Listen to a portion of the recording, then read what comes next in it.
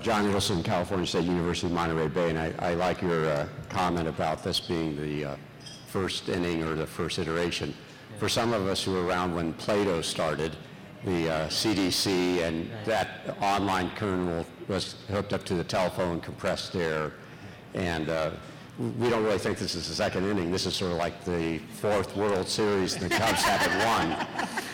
So I guess my question is, and we could go back to whether it's Annenberg with the telecourses, we could go to Edison with the projector. Still, even with this emergent, we really haven't changed the interest structure of our educational system. We have a reauthorization of the Higher Education Act, major funding. Still, MOOCs are funded out externally. There was a large attempt of doing things like edX did a number of years earlier, Fathom education. So what are we going to be able to do to really change sort of where the money is, the authorization, the accreditation, to actually getting to the mainstream of education? This is for the graybeards here who've been around for a while. Whoops. Well, since you remember those times in the 1960s and I hadn't been born yet, I'm a little wary to answer that question. But I've been now in this space for 15 years, and some change is happening faster now, and I'm positive you notice it too. Part of my experience is that I worked on the original tablet PC, which was started at Microsoft back in 2001, and we thought, every school is going to need tablets, and it's crazy to me thinking that, wow, we are right back at the same place in 2014, although it's a different company, Apple and Amplify, that are actually doing that now.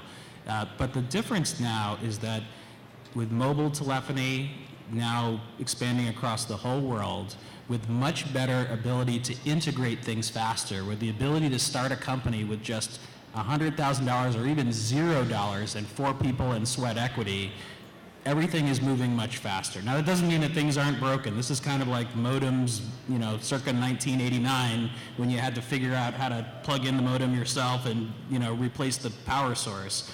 It's a kludgy system right now. And part of that, unfortunately, is like technology changes so fast. There were titles in the 1980s that sold $100 million in educational software. But then when we switched from floppy 3.5-inch discs to CD-ROMs, and those companies got bought by new corporate buyers, all that knowledge got lost and people got spread to the 4 winds. So it does move more slowly. Your question is about when is the funding going to change? I mean, that's a policy question where Washington's kind of stuck right now, and I wouldn't expect to see the higher education reauthorization this year.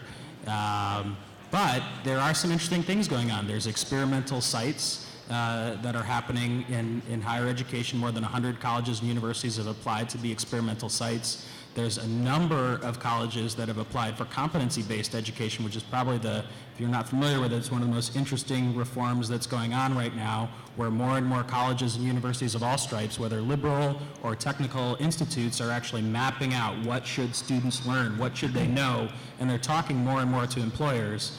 But John, I hear what you're saying. It moves slowly, but it's moving faster than it ever has before. Yeah, and I'm not as cynical as I sound, but yeah. And maybe it just seems like the second inning to me. I don't know.